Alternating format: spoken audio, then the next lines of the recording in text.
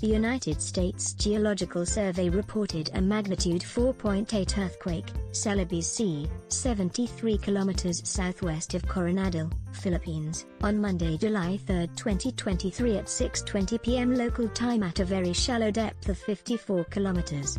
The exact magnitude, epicenter, and depth of the quake might be revised within the next few hours or minutes as seismologists review data and refine their calculations, or as other agencies issue their report. A second report was later issued by the Incorporated Research Institutions for Seismology, IRIS, which listed it as a magnitude 4.7 earthquake as well.